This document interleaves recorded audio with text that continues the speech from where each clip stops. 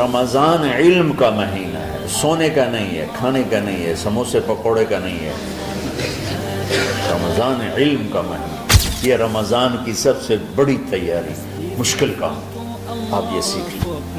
لیکن اللہ نے ہمیں ایک نماز عطا فرما دی جس کو ہم آج صلاۃ التراویح کہتے ہیں۔ میرے نبی کے زمانے میں اسے قیام اللیل کہا جاتا تھا۔ تراویح کا نام کب پڑا اس کا تو مجھے پتہ نہیں، کہیں نہ کہیں لکھا ہوگا، لیکن صحابہ کے دور میں اس نماز کا نام تھا قیام اللیل۔ اس لیے حضرت عائشہ رضی اللہ تعالیٰ عنہ کی روایت ہے جس سے 8 رکعت والے حضرات استدلال کرتے ہیں کہ رمضان اور غیر رمضان میں اس کو امام بخاری نے قیام اللیل کا ہی عنوان دیا ہے، آپ نے 11 رکعت سے زیادہ نماز نہیں پڑھی۔ ایک ضعیف روایت میں ہے کہ آپ نے 3 دن پڑھائی نماز، یہ تو صحیح روایت ہے۔ کتنی رکعت پڑھائی؟ تو ایک ضعیف روایت میں ہے کہ 20 رکعت پڑھائی۔ اچھا، ضعیف روایت سے عبادت ثابت نہیں ہو سکتی حکم شرعی۔ تو جب حضرت عمر رضی اللہ تعالیٰ عنہ نے سب کو، اب میرے نبی کے دور میں 3 دن کے بعد آپ تو آئے نہیں کہ کہیں فرض نہ ہو جائے، تو صحابہ اپنے طور پر قرآن سنتے تھے ٹولیوں میں۔ صدیقی دور میں 2 سال وہ فتنوں میں گزرا، تو اس میں بھی اسی طرح چلا کہ ٹولیوں میں ہوتے تھے۔ حضرت عمر رضی اللہ عنہ کے زمانے میں حکومت مضبوط ہو گئی، طاقتور ہو گئے، تو ابتدائی سالوں میں نہیں، چند سالوں کے بعد اب مسجد میں تشریف لائے تو لوگ اس طرح کوئی 4 ادھر 4 ادھر 5 ادھر 10 ادھر 20 ادھر، کہنے لگے ان کو ایک امام پہ جمع کر دیا جائے تو کتنا اچھا ہوگا۔ تو آپ نے سب کو اکٹھا کیا اور ابی بن کعب رضی اللہ تعالیٰ عنہ کو امام بنایا اور سب کو ایک نماز پہ جمع کر کے 20 رکعت کا حکم عطا فرمایا۔ تو حضرت عمر کا یہ عمل اس حدیث کو مضبوط کر دیتا ہے کہ جو کہ میرے نبی نے کہا علیکم بسنتی و سنت الخلفاء الراشدین من بعدی، کہ میری اور میرے خلفاء راشدین کی سنت پر مضبوطی سے عمل کرنا۔ تو حضرت عمر کا جو 20 رکعت طے کرنا ہے، اگر ان کا اپنا اجتہاد ہے تو بھی ہمارے لیے عمل کے لیے کافی ہے، اور اگر ان کو یہ یاد ہے کہ میرے نبی نے 20 پڑھی تھیں تو اور زیادہ اچھی بات ہے۔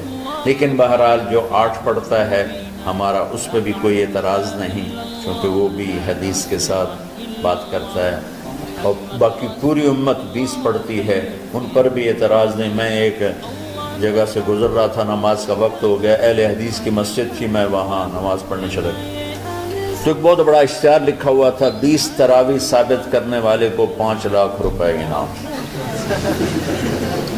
کس قدر بے وقوفی ہے، کس قدر احمقانہ یہ امت کی باتیں ہیں کہ 20 تراویح، سینکڑوں سال سے امت کا عمل 20 تراویح آ رہا ہے۔ تراویح کا نام جو پڑھا مجھے یوں لگتا ہے کہ اہل مکہ، یعنی اہل مکہ جو تھے نا، وہ 4 تراویح پڑھ کے ایک طواف کرتے تھے، تو وہ آرام کے لیے ہوتا، ترویحہ آرام، تھوڑی دیر کا آرام۔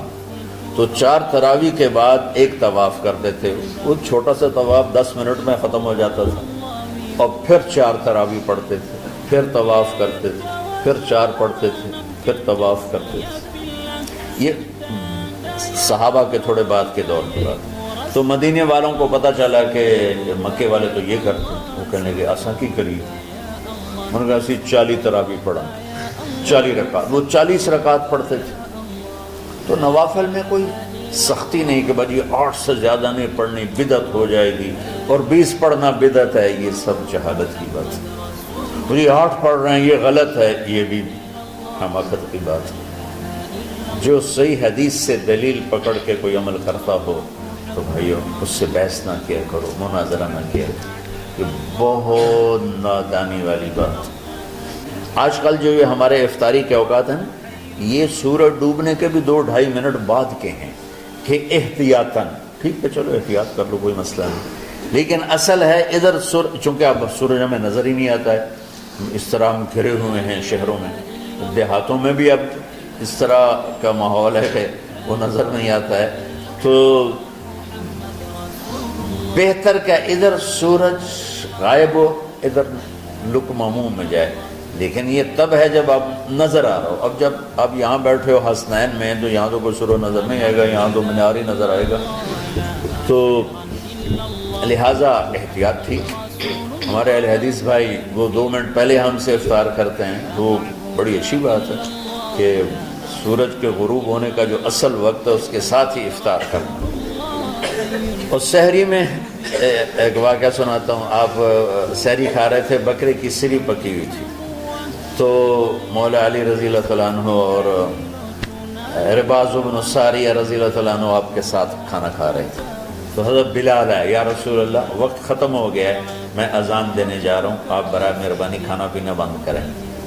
اور یہ کہہ کر چلے گئے.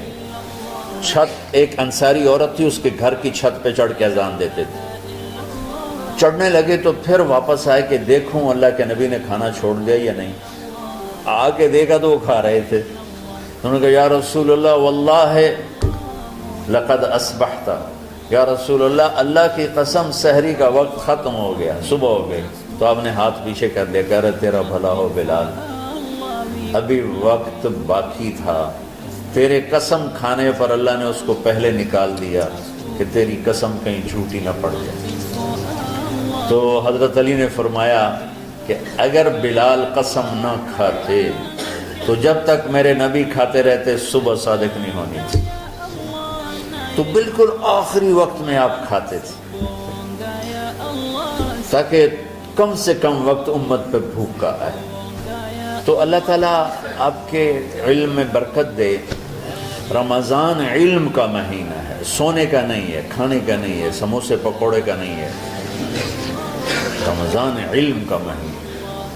تو اب جب دوبارہ تھوڑا سا موسم ٹھنڈک کی طرف گیا اور رات کچھ تھوڑی لمبی ہونے لگی تو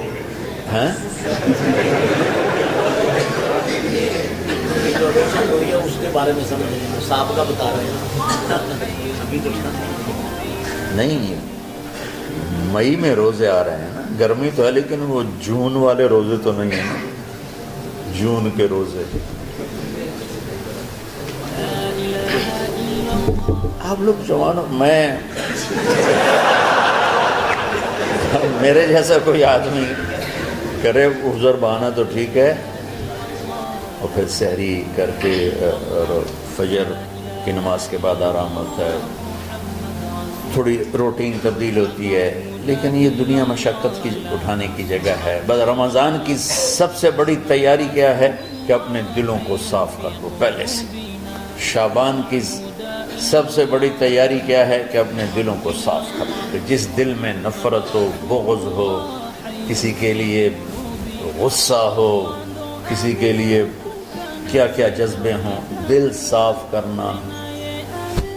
شب قدر اس میں ہے، اللہ کا عرش پہلے آسمانوں پر ہے، سارا دن ساری رات اللہ کے اعلان ہو رہے ہیں، کوئی بخشش چاہنے والا، کوئی معافی چاہنے والا، کوئی رزق چاہنے والا، کوئی ہدایت چاہنے والا، کوئی شفا چاہنے والا.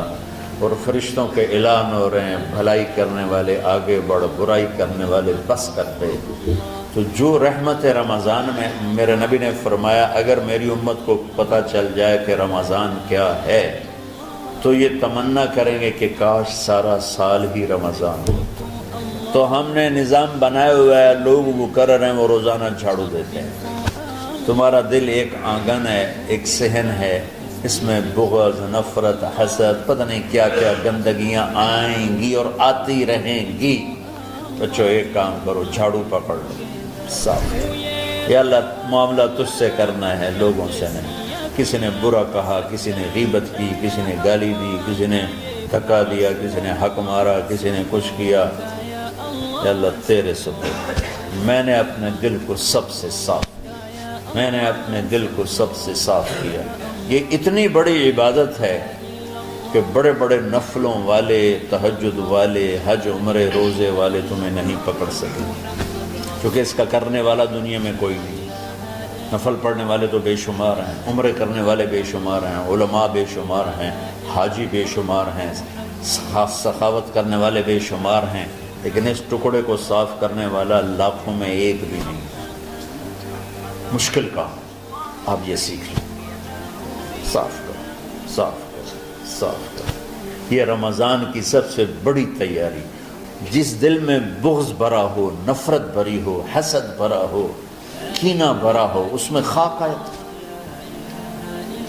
اس میں تو علم کی ایک کرن بھی نہیں آئے۔ اس زبان سے چاہے جتنے مرضی موتی بکھیرے، دل اس کا اندھا ہوگا۔ لا تعمل ابصار ولكن تعمل قلوب التي في الصدور۔ یہ آنکھوں سے اندھے نہیں، دل سے اندھے ہیں۔ تو ساری امت سے کہتا ہوں، رمضان کا استقبال کرو، دلوں کو صاف کر کے، نفرتوں کو مٹا کے، مذہبی نفرت، دنیاوی نفرت، رشتوں کی نفرت، بول چال کی نفرت، سیاست کی نفرت، لین دین کی نفرت، ان سب سے اپنے دل کو صاف کرو تاکہ رمضان میں اللہ نے علم اتارا، اللہ تعالیٰ آپ کو علم عطا فرمائے، اور باقی لوگ جو عام دنیا میں زندگی گزار رہے ہیں ان کے دلوں میں اللہ رمضان کا نور اتارے اور اپنے اور ہدایت کا نور اتارے۔ یہ سب سے بڑی تیاری ہے اس کی۔ اور آپ میں جو حفاظ ہیں وہ ترتیب بناؤ، آپ کے اعزازہ بنائیں گے، آپ الگ الگ اپنا یہاں ٹولیوں میں بٹ کے، جیسے ماشاءاللہ پہلے ہوتا تھا، اپنا قرآن سناؤ، 10 دن میں سناؤ، ہفتہ میں سناؤ، 20 دن میں سناؤ، 3 دن میں سناؤ، تمہاری مرضی ہے، لیکن یہاں فضا بنے، چاروں طرف قرآن پڑھا جا رہا ہو، تو ایسے صرف دیکھ کر ہی ایمان تازہ ہو جاتا ہے۔ تو جو آپ میں حفاظ ہیں وہ غافل نہ ہونا کہ نو جی میرے دعا یاد نہیں ہے، بھول گئے تو الگ بات ہے، کوئی کچا پکا ہے تو اس کے لیے تیاری کر کے سناؤ، کسی اچھے حافظ کو ساتھ لے کر، کچھ وہ سنائے، کوئی یہ سنائے، اس طرح کر کے، کوئی ضروری نہیں تراویح میں ختم ہو، نفلوں میں اسے کر لو، لیکن حفاظ کوشش کرو کہ قرآن زبان سے ادا ہو جائے۔ رمضان میں جو قرآن سناتا رہتا ہے اسے ساری زندگی قرآن یاد رہتا ہے، اور کسی سے گلہ ہے، غصہ ہے، ناراضگی ہے، کسی سے بولتے نہیں ہو۔ ابھی سے شعبان آ چکا ہے، آپ شعبان سے رمضان کی تیاری شروع فرما دیتے تھے، تو اس کی تیاری کیا ہے؟ وہ دلوں کو صاف کرو، معاف کرو، معافی مانگو، تمہارا قصور نہیں پھر بھی معافی مانگو۔ السلام علیکم ورحمۃ اللہ وبرکاتہ۔ پیارے دوستو، مزید ویڈیو دیکھنے کے لیے ہمارے اس چینل اسلامک اسٹڈیز کو سبسکرائب کریں اور اس بیل آئیکن کو پریس کر دیں تاکہ جو ہماری آنے والی ویڈیو ہیں وہ آپ تک اسی دم پہنچ سکے۔